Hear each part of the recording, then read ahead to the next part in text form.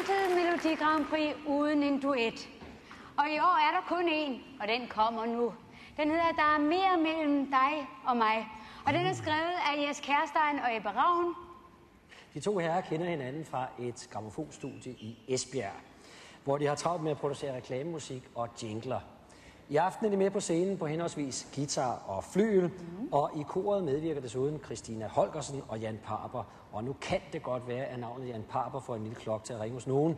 Det er måske fordi han og Jes Kærstein sidste år havde skrevet den sang, der endte på en flot andenplads, Sket igen. Men her i aften, der er de altså begge to på scenen som en del af gruppen Sixpack.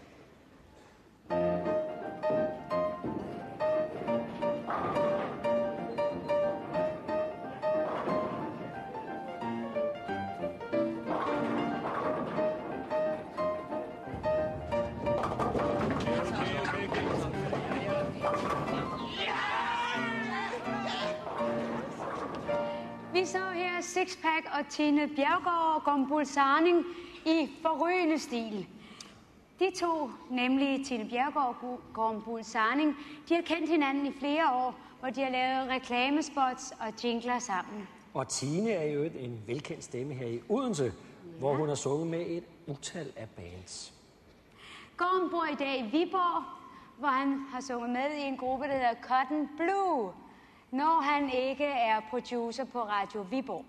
Nu er de klar med deres Grand Prix-bidrag, arrangeret af Peder Kragerup. Sixpack med Der er mere imellem dig og mig. Ja.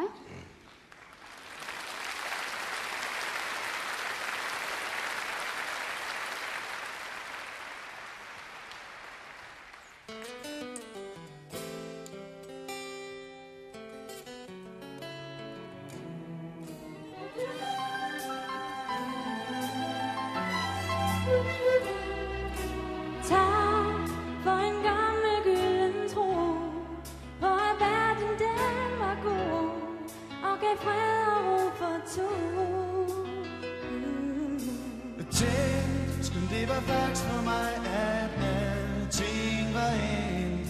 Jeg var indebrændt, men jeg kunne være bekendt.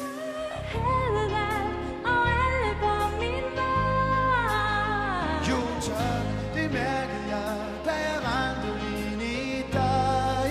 Men der er mere imellem dig og mig, end alle folk kan se.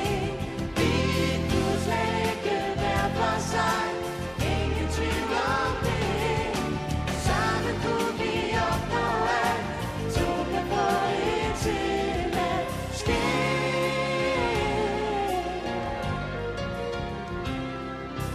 Falsk og uden alibi, og kom jeg simpelthen forbi med en klippe indeni. Dvask og uden energi til bare at kunne sige, jeg var kold, fordi jeg blev der endelig. Der svigtes og der brændes til.